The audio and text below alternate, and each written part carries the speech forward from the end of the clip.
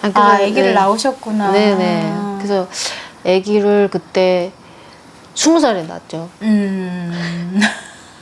19살에 왔다가 저는 갖고 싶지 않았는데 시아버님이 시어머니랑 자꾸 가지고 싶어 해가지고 그쵸. 그래서 어쩔 수 없다. 그래서 내가 여기에 살아야 되는 이상은 근데 그냥 돈 벌어서 동생한테 가고 싶다는 그 생각이 좀 더 많이 늘 컸던 것 같아요. 갖고 있지. 네. 달아나야 되나? 네. 공식적으로 얘기를 맞아요. 하고 가야 되나? 근데 뭐 절절절절 화장실 가도 따라가고 어디를 가도 따라오고 이 남편이라는 사람은 계속 따라다니니까 뭘 어디 도망칠 수도 없고 그래서 자영업 하는 분이니까 그 집은 이렇게 떡가루도 내고 콩기름도 짜고 방앗간. 예 방앗간 여기서 말하는 그러니까 그걸 해가지고 돈은 좀 마음대로 썼던 것 같아요. 그래서 그래도 저한테 돈은 만은 안 주죠. 도망갈까봐. 그렇지. 그래서 어리겠다. 네. 남편하고 9살 차이 났었거든요. 근데 시장을 가는데 이 남편분이 돈을 안 갖고 다녀요. 근데 돈 쓸 줄을 몰라. 돈 벌 줄을 알아도. 그래서 내가 아니 우리 데이트 오랜만에 하는데 엄마 보고 돈 좀 달라 그래라. 그랬더니 엄마 돈 줘. 이랬더니 100원 줄까? 얼마 줄까? 이래 뭐 50원만 달러당 지고 와요. 제가 욕도 못하고 막 근데 저 박지도 못하고 진짜. 그러다가 나는 조금씩 자영업 하면서 조금씩 내 주머니 채워 넣은 게 있어요. 이런 뭐 잔돈 아이고 이런. 근데 그게 뭐고 100원이 됐었던 거예요. 근데 어찌다 오랜만에 시어머님이 오래됐으니까 가서 지금 해야지 데이트하고 오나 막 그때 1년 됐을 때 그다음에 데이트하고 오나 근데 갔는데 엄청 절절절절절절절 어떡하냐. 진짜 그랬더니 그냥 까베기 하나 사줘 내가 그랬거든요. 했더니 까베기 여기 까베기는 맛이 없고 국수 사줘 이러고 국수 먹자 했더니 그거는 사준대. 그래서 냉면을 먹었어. 냉면을 먹고 근데 내가 빨리 먹었거든요. 근데 그때는 내가 도망치고 싶은 게 아니고 남편하고 자꾸 떨어져서 가고 싶은데 너무 졸졸졸. 너무 졸졸졸졸 따라만 다니고 하니까 사람들도 의심하잖아요. 맞아, 그러니까 해바라기.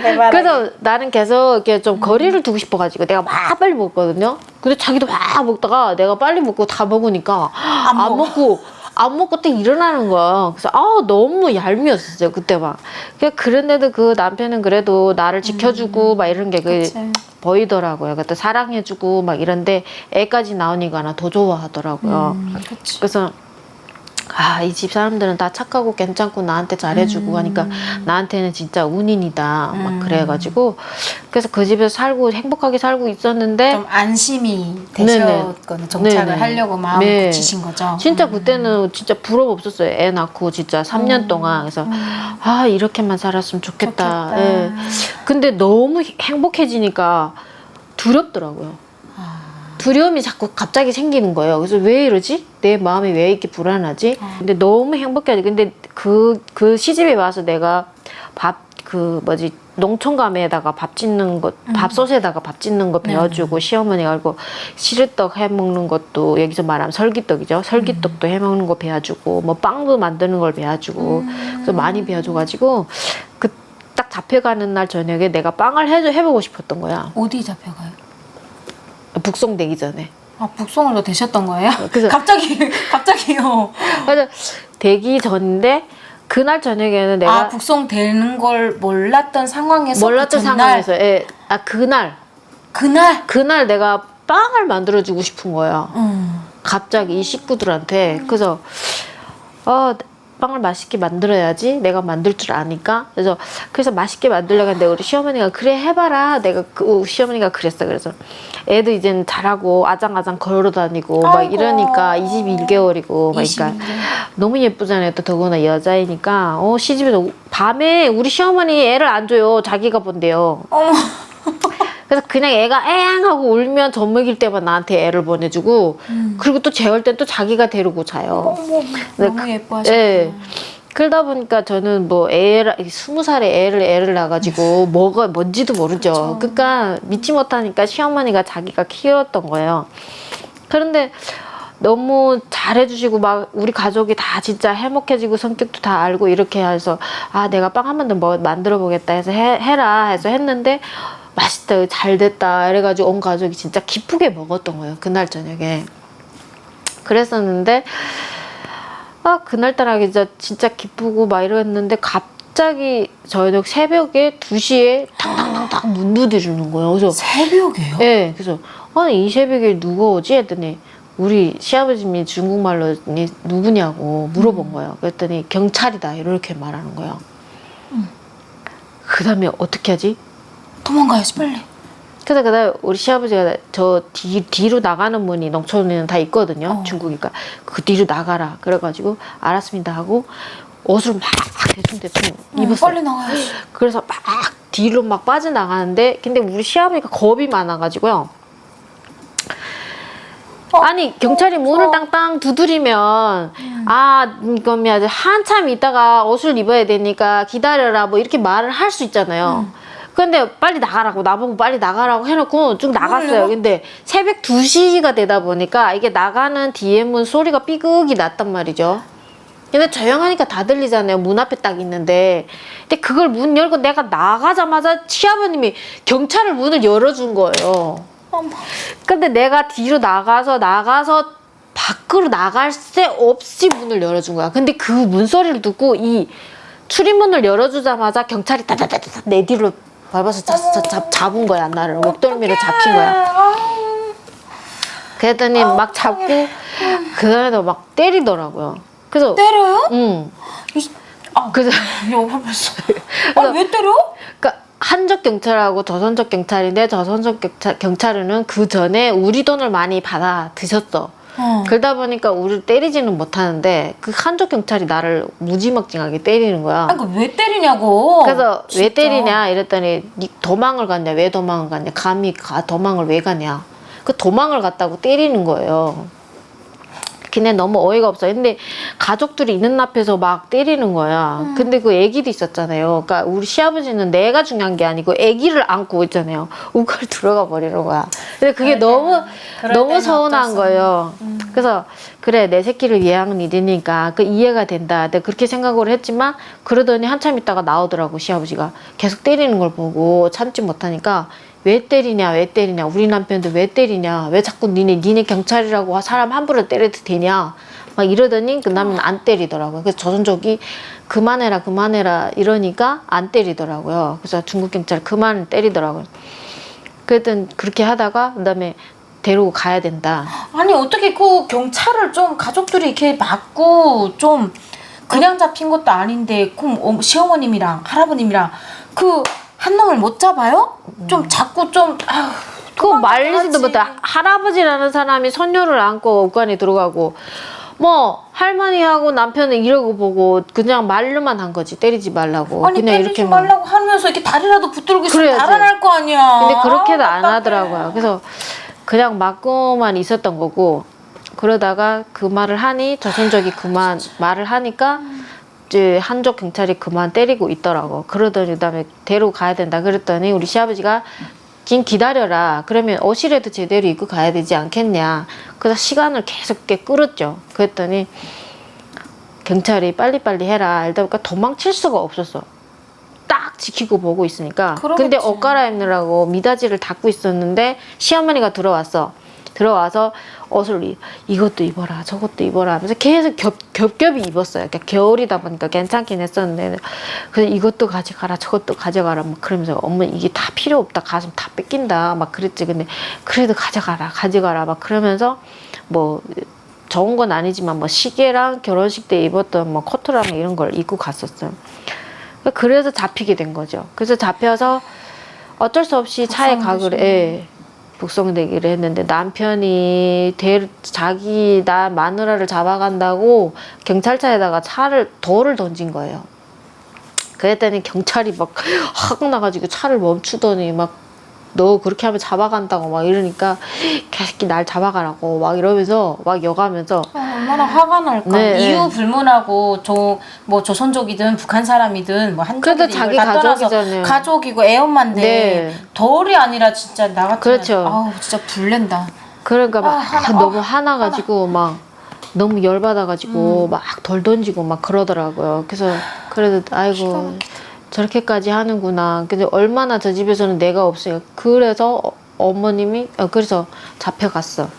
북송됐더니 변방대라는 데를 데려가더라고요. 그래서 하름 변방대를 데려가는데 딱 2명밖에 없더라고요. 아 진짜 아 화나려 그래. 아. 근데 그때 시아버님이 준 돈이 있어가지고 그걸 살린 거예요.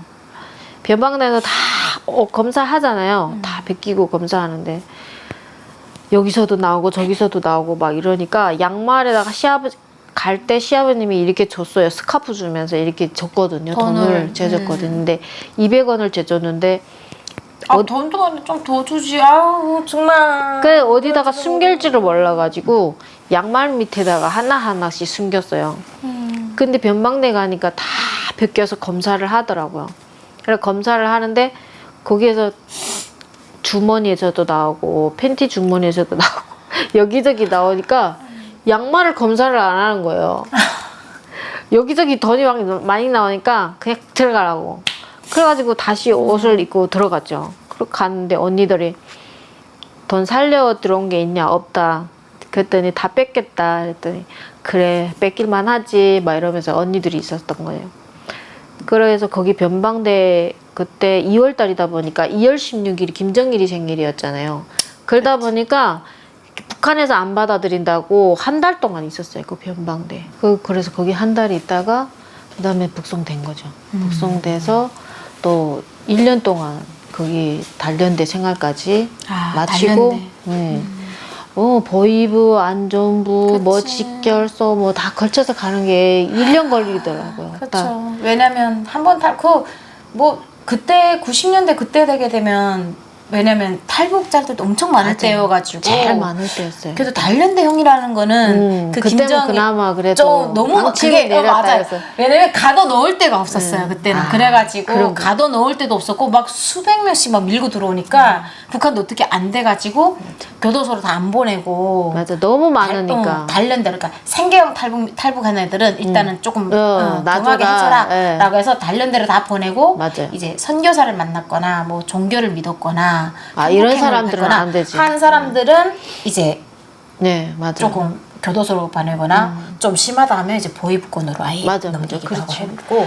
그냥 일반적으로 그냥 살다가 먹고 살기 힘들어서 갔다가 잡혀온 사람들은 단련대형으로 많이 뽑았었죠. 맞아요. 야, 그래도 그 단련대라고 쉬운 건 아니에요. 사실 아니죠. 강도로 보게 되면 말 그대로 단련이에요. 거기 어디야 어랑에가 올라가지고 젊으니까 어랑발전소 올라가가지고 개고생을 했잖아요.